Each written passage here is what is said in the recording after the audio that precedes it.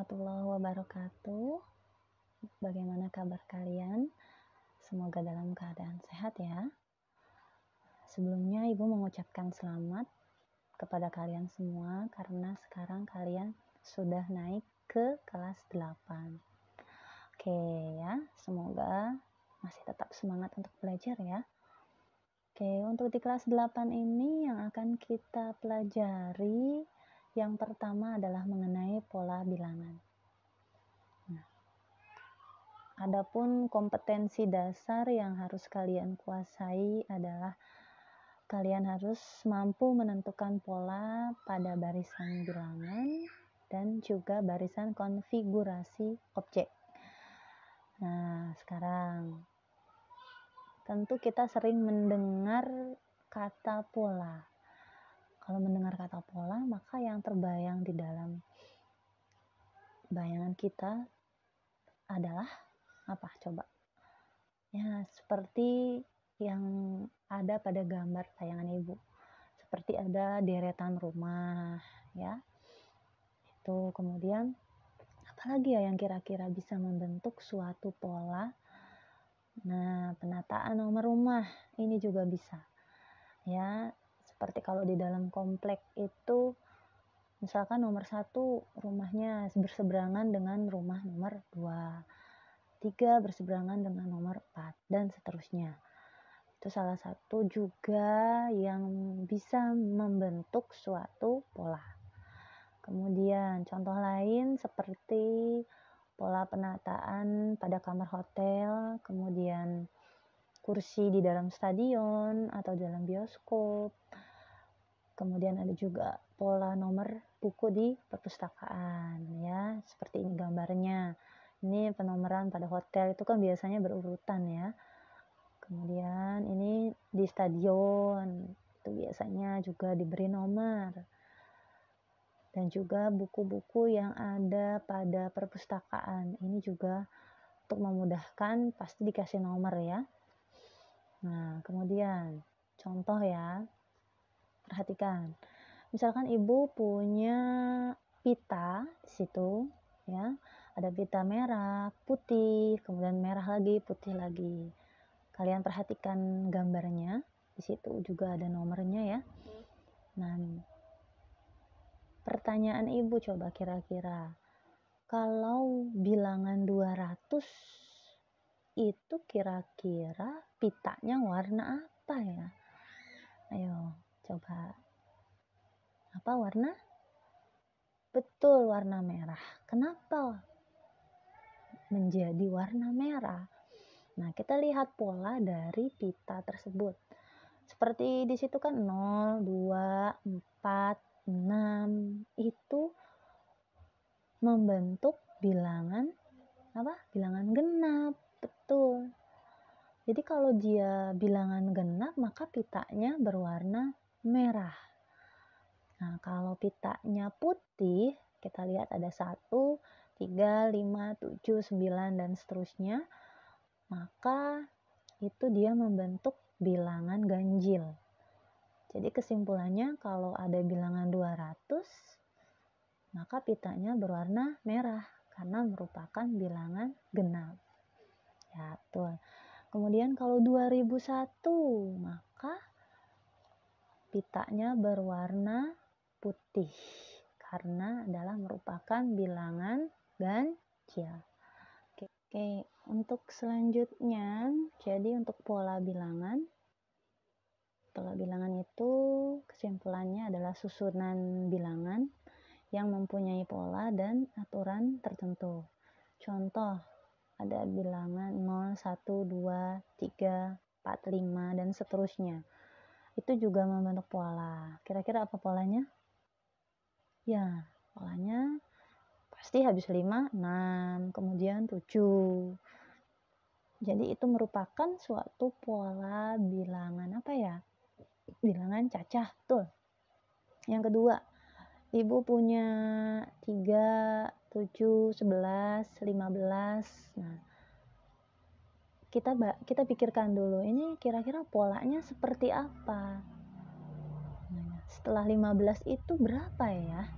Coba kita pikirkan. Berapa setelah 15? Betul, 19. Dari mana 19?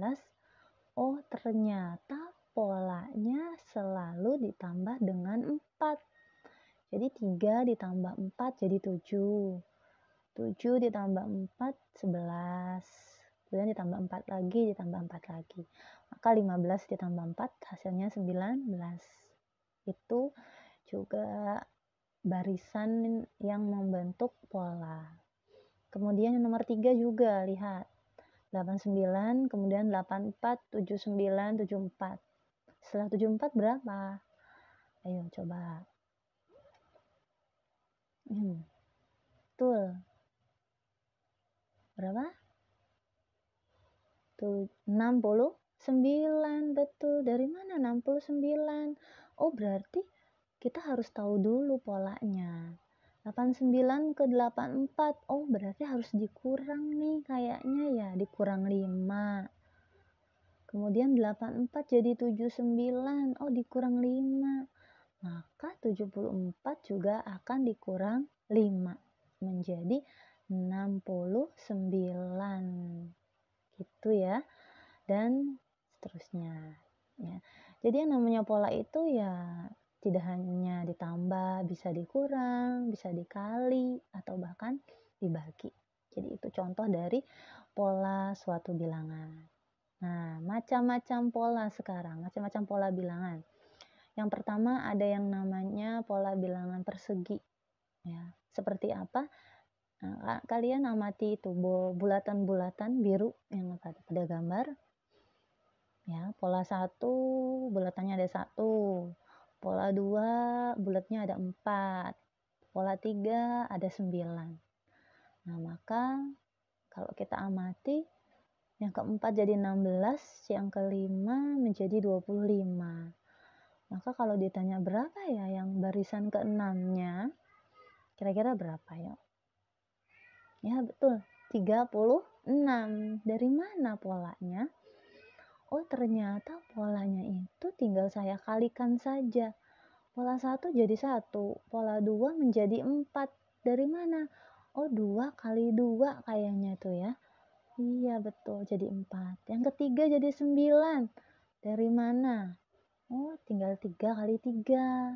Yang keempat jadi 16, berarti 4 kali 4. Gitu ya, bisa dipahami? Nah, maka untuk yang keenam menjadi 6 kali 6, 36. Yang ke-9, ayo berapa? 9 dikali 9, 81. Dan juga 12. Maka 12 dikali dengan 12 yaitu 144. Jadi ini salah satu contoh pola bilangan persegi. Jadi pola bilangannya dikalikan. Ya, maka rumusnya bisa juga kita katakan UN atau suku KN atau barisan KN adalah N kuadrat. Kalau satu kuadrat, kalau pola bilangan kedua adalah 2 kuadrat, dan seterusnya. Bisa dipahami ya? Oke, yang kedua ada namanya pola bilangan persegi. Seperti apa? Nah, perhatikan. Itu ada bulatan-bulatan hitam, ya. Pola pertama bulatannya 2. Pola kedua ada 6. Pola ketiga ternyata ada 12 dan seterusnya. Nah, sekarang kalau yang barisan kelima kira-kira berapa jumlah bulatan hitamnya? Yuk, pikirkan dulu bagaimana. Berapa? 5 dikali 6 menjadi 30.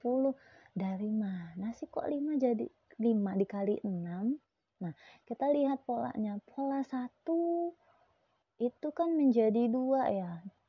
Bisa kita bilang berarti kan 1 dikali 2 sama dengan 2. Sekarang pola kedua. Pola kedua menjadi 6. Oh, berarti 2 dikali 3 jadi 6. Pola ketiga Oh, berarti tinggal 3 dikali 4. Pola keempat, dari mana 20? Oh, berarti 4 dikali 5. Gitu. Maka untuk yang barisan kelima, tinggal 5 dikali 6. 30. Mudah ya? Bisa kan? Iya, kalau yang ke-10 gimana? Ya, berarti tinggal 10 dikalikan dengan 11, yaitu 110. Maka untuk rumus suku ke N-nya, bisa kita tulis N dikalikan dengan N ditambah 1. Yang ketiga, ada pola bilangan segitiga. Seperti apa pola bilangan segitiga? Lihat situ bulatannya lagi. Pola 1, 1, kemudian pola kedua menjadi 3, pola ketiga menjadi 6, dan seterusnya. Ya. Kalau kita amati awal di situ dari 1 menjadi 3. Oh, ditambah 2 ya. 1 ditambah 2 jadi 3. Kemudian 3 menjadi 6. Oh, berarti tinggal saya 3 ditambah 3. Gitu kan? Nah, sekarang 6 jadi 10. Oh, berarti ditambah 4. Diulang ya.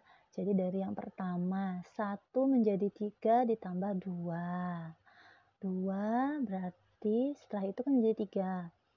3 jadi 6, berarti ditambah 3. 6 jadi 10 ditambah 4. Jadi polanya ditambah 2, ditambah 3, ditambah 4.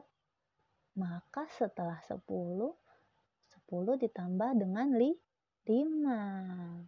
Ditambah 2, ditambah 3, ditambah 4, tambah 5 menjadi 10 tambah 5, 15. Seperti itu ya. Jadi kita tinggal menambahkan saja secara berurutan, atau kalau menggunakan rumusnya menjadi N dikalikan N tambah 1 kemudian dibagi 2. Bisa dipahami ya? Oke. Dan satu lagi ada yang namanya pola bilangan Fibonacci. Nah, seperti apa pola bilangan Fibonacci? Jadi yang namanya barisan Fibonacci itu kita peroleh dari penjumlahan dua suku sebelumnya. Gitu. Jadi contoh di sini yang pertama ya, ada barisan bilangan 4, 7, 11. Di situ bilangan pertamanya adalah 4, bilangan keduanya 7. Atau suku pertama itu 4, suku keduanya 7, dan seterusnya. Maka ini dikatakan bilangan Fibonacci. Bagaimana? Jadi kan awalnya itu 4 dan 7 ya. Itu menjadi 11.